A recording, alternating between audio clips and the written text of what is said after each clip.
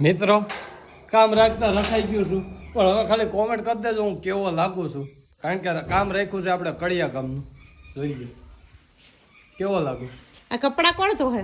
અરે આ કપડા પછી ધોવાના ન હોય, તો નદીએ વયું જવાનું, ડૂબકી મારીને વહી આવવાનું હોય. ભલામણા છે કામ રાખતા રખાઈ ગયું. હાલો હું તમને મારું કામ કરેલું બતાવું. હાલો